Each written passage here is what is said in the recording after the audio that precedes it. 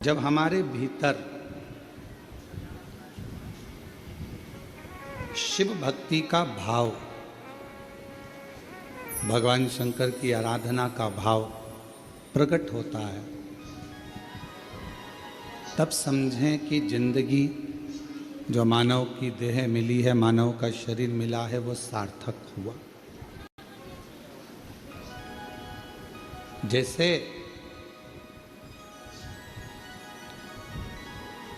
भगवान नेत्र दे दे और ज्योति ना दे तो फिर वो नेत्र अच्छे लगेंगे? जम के बोलो। नेत्र हो तो ज्योति का होना जरूरी। मुख हो, जिह्वा हो तो वाणी का होना जरूरी। श्रवण है, कान है तो श्रवण शक्ति का होना जरूरी।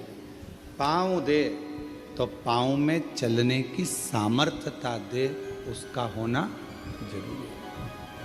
हाथों में सेवा का भाव, बल होना जरूरी। उसी तरह जैसे नेत्र दिए परमात्मा ने और ज्योति ना दे तो वो नेत्र किसी काम के नहीं। कान दिए परमात्मा ने और उसमें श्रवण शक्ति ना दे तो वो कान किसी काम के नहीं। मुख दिया परमात्मा ने और वाणी ना दे तो वो मुख किसी काम का नहीं। उसी तरह मानव का शरीर मानव का शरीर कब काम का है? जब वो शंकर भगवान की आराधना करे। मानव का शरीर कब काम का है? जब वो शिव जी की साधना करे।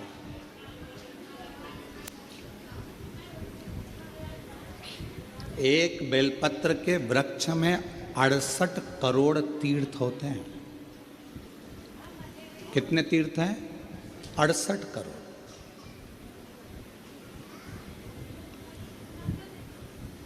एक बेलपत्र के वृक्ष के अंदर 68 करोड़ तीर्थ होते हैं। और जब हम एक बेलपत्र तोड़कर शिव जी के मंदिर में लेकर जाते हैं, शंकर भगवान को जब हम बेलपत्र समर्पित करते हैं, और जब बेलपत्र समर्पित करने के बाद एक बेलपत्र हम अपने लिए औषधि के रूप में लेकर आते हैं, तो लोग पूछते हैं कि शिव जी पे चढ़ा बेलपत्र क्यों खाना चाहिए? एक वृक्ष बेलपत्र का जिसमें 68 करोड़ तीर्थ है।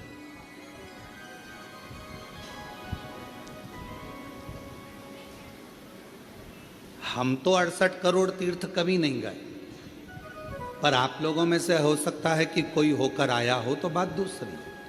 पर आज भी फुल कॉन्फिडेंस से कहते हैं कि हम एक बेलपत्र के वृक्ष की परिक्रमा करते हैं, उसके चरणों में जाते हैं और एक बेलपत्र उठाकर जब हम शिव जी को चढ़ाते हैं तो 68 करोड़ तीर्थ का पुण्य हमारे भाग्य में आ जाता है।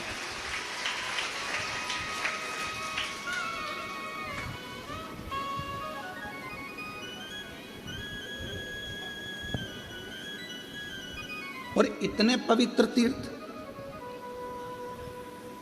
हजारों हजारों नदियाँ, हजारों हजारों कुंड, हजारों हजारों बावड़ियाँ, सरोवर, तालाब भारत की भूमि पर विराजमान है। कुछ तीर्थ भारत की भूमि के बाहर भी, जैसे पशुपतिनाथ नेपाल में, माँ हिंगलाज माता पाकिस्तान में, ऐसे कई तीर्थ बाहर भी हैं। अब 68 करोड़ तीर्थ हम कभी नहीं गए, पर हमने हमारी जिंदगी में एक नियम हमेशा बनाकर रखा कि कार्तिक के महीने में बेलपत्र के वृक्ष की परिक्रमा और बेलपत्र के वृक्ष के नीचे एक घी का दीप जलाने का नियम बनाया।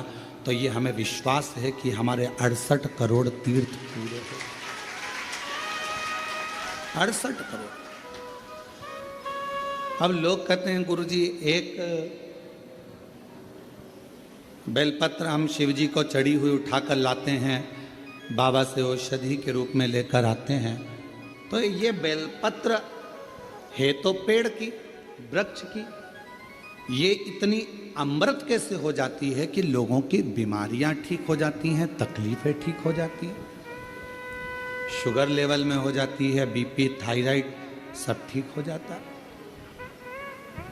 सोराइसिस जैसी बीमारियां ठीक हो जाती हैं, किडनी लीवर जैसा ठीक हो जाता है। एक बेलपत्र इतना औषधि का कार्य कैसे कर जाता है? तो शिव महापुराण में वर्णन किया, उमा संहिता के अंतर्गत 68 करोड़ तीर्थ एक बेलपत्र के वृक्ष में है। एक बेलपत्र के वृक्ष की पत्ती जब शिवजी पर चढ़ती है बेलपत्र, और हम उसको लेकर आते हैं, तो 68 करोड़ तीर्थ का जो प्रसाद होता है, 68 करोड़ तीर्थ में जितनी हजारों हजार नदियां पवित्र हैं, कुंड पवित्र हैं, सरोवर पवित्र हैं, वहाँ जाकर हमने आचमन नहीं करा, पर शिवजी पे चढ़ी हुई बेलपत्र जब हम मुख में रखते हैं, शिवजी पे चढ़ा हुआ जल जब हम आचमन करते हैं, तो वो 68 करोड़ तीर्थ का आचमन हो जाता है और हमारा रोग समाप्त हो जाता है।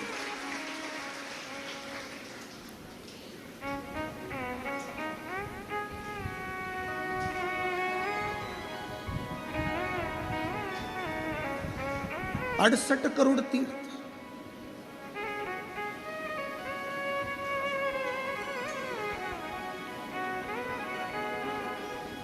आप सभी के स्मरण में होगा,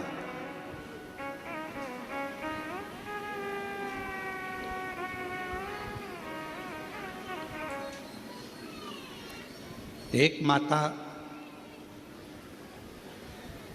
देवी भागवत कहती है, माँ ललिता, जिसको स्वयं भगवान ब्रह्मा, स्वयं भगवान नारायण, स्वयं भगवान शिव, स्वयं इंद्र, गरुण, वरुण, सारे देवता, माँ जगज्जननी जगदम्बा अम्बा दुर्गा भवानी का एक स्वरूप भंडासुर को मारने के लिए प्रकट करते हैं।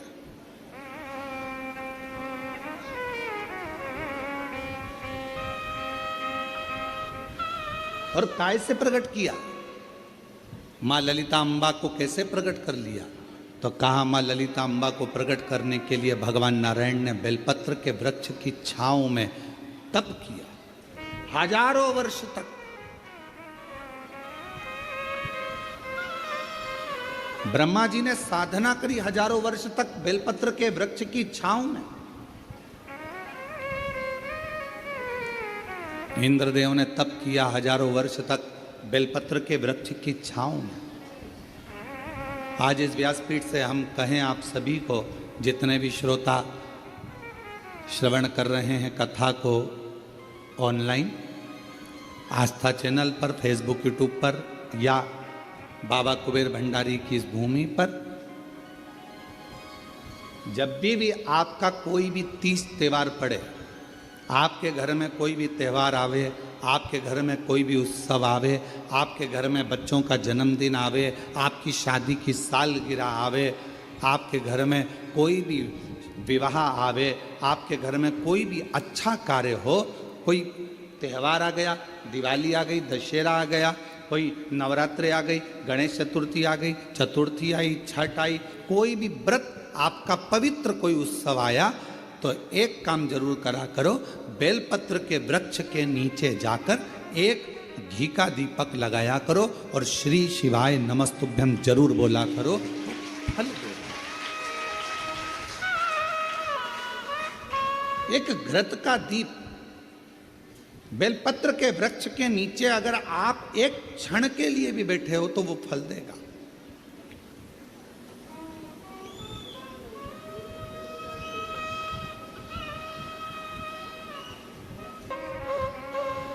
यह सामने जो बगीची दिखती है आपको, जो अभी बन रही है, उसमें कई मेरी माताओं ने, कई मेरी जीजियों ने, उसमें अगर कोई बांस लगा है या कचरा पड़ा है तो माताएं उसको साफ कर देती हैं और बेलपत्र के पौधे को वहाँ रखी है। बेलपत्र के पौधे को उन्होंने वहाँ लगाया है।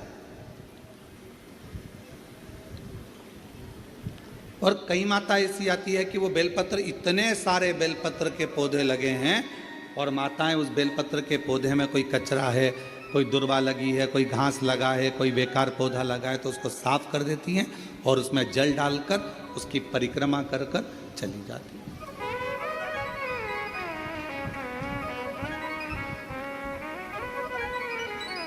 कई माताओं की आदत है पीछे जो बेलपत्र की बगीची है वहां जाकर परिक्रमा कर लेती।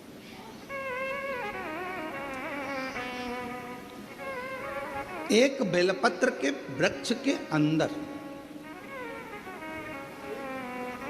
68 करोड़ तीर्थ विराजमान है और वह 68 करोड़ तीर्थ का फल हम जब भगवान शंकर यहां तक कहा, कई लोगों की आदत रहती है पहले जल चढ़ाने से पहले शंकर भगवान के शिवलिंग पर अगर बेलपत्र रखी है तो उसको हटा देते हैं। शिव महापुराण की कथा कर रही है अगर शिवलिंग के ऊपर बेलपत्र चढ़ी हुई है, चढ़े रहने दो, फूल हैं आप उसको हटा सकते हो, मना नहीं। शिव जी का अभिषेक करने से पहले, भगवान शंकर को जल चढ़ाने से पहले, जब आप घर में कोई अनुष्ठान कर रहे हो, शिव जी का अभिषेक कर रहे हो, शंकर भगवान का कोई साधना कर रहे हो, शिव अभिषेक कर रहे हो, तो सबसे पहले शिवलिंग पर एक बेलपत्र का होना जरूरी है, फिर जल चढ़ाओ। क्यों? आपके पास, हमारे पास इतनी जो शास्त्रों में वर्णन किया गया, गंगा, यमुना, सरस्वती, कावेरी, मंदाकिनी, क्षिप्रा, नर्मदा आदि की जितनी भी पवित्र नदियां हैं, सरयू आदि की जितनी पवित्र नदियां हैं, इतनी नदियों का, इतने सरोवर का, इतने कुंड का जल हमारे पास नहीं है। हमारे पास इतना जल नहीं है। हो सकता है आपके पास हो, पर हमारे पास नहीं है। 26,000 नदियां भारत की भूमि पर अविरल बहती हैं। पवित्र नदियां 26,000 नदियां बहती हैं। अब मुझे तो नहीं लगता कि 26,000 नदियों का जल तुम्हारे घर पर होगा।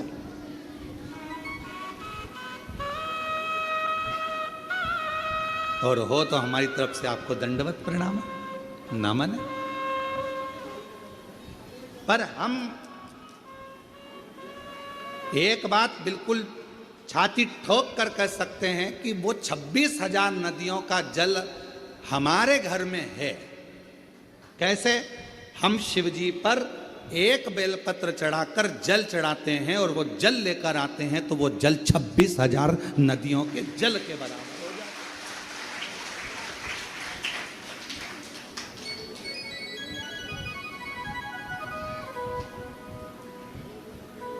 अब ये और अब आप छाती ठोक कर आप भी कह सकते हो हमारे यहाँ भी 26,000 नदियों का जल है महाराज।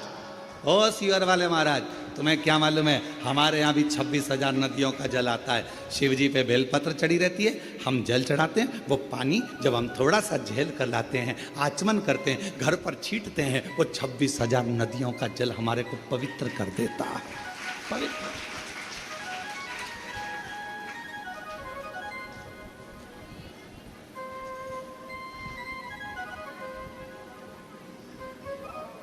अब ये आपके ऊपर निर्भर करता है कि आप किस तरह से समझें उसको। आप शिव जी को प्राप्त करना, भगवान शंकर को प्राप्त करने का सबसे सुंदर तरीका है कि शंकर को हर रूप में देखो, हर स्वरूप।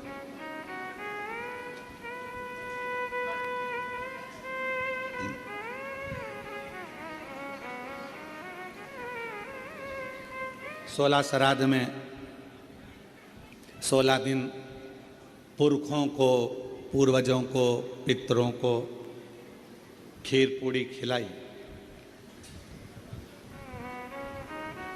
नवरात्रे में 9 दिन छोटी छोटी कन्याओं को खीर पूड़ी हलवा खिलाया।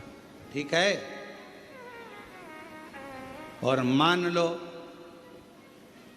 घर में कोई बुजुर्ग बैठा हुआ है, घर में कोई बूढ़ी माँ बैठी है, घर में बूढ़ा बाप बैठा है, और हम उसको कुछ ना दें तो वो श्रेष्ठता का शरीर।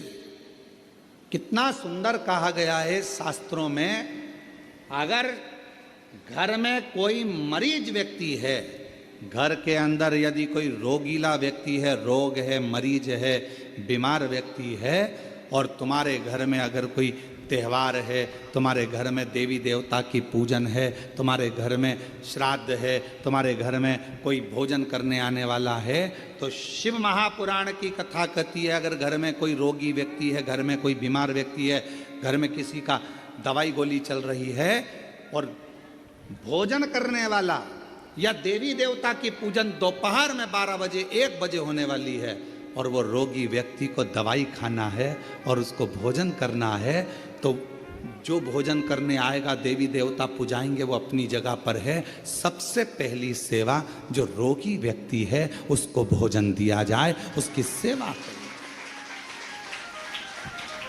अब रोगी व्यक्ति मांग रहा है, बेटा मेरे को दवाई लेना है, मेरे को थोड़ा सा एक रोटी दे देना बेटा।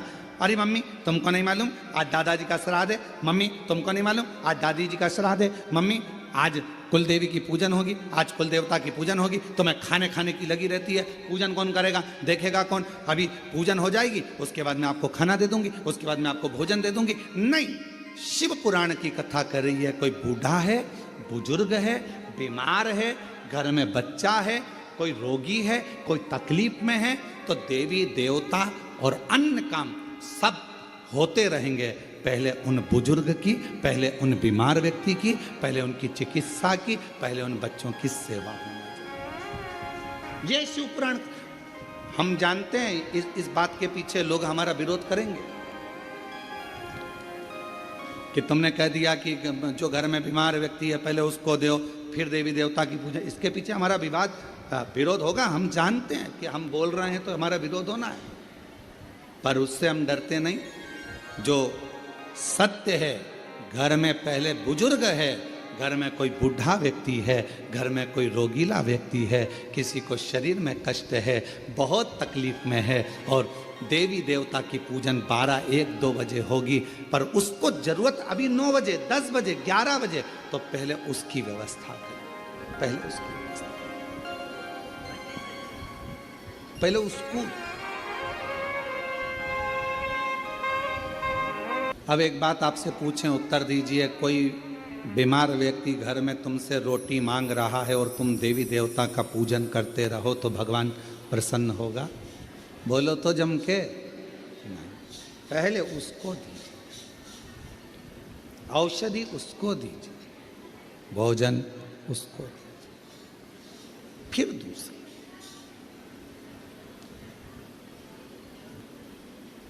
कभी प्यासे को पानी पिलाया नहीं, बाद अमृत पिलाने से क्या था?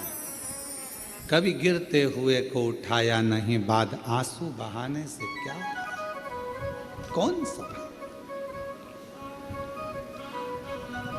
शिव कथा कर रहे।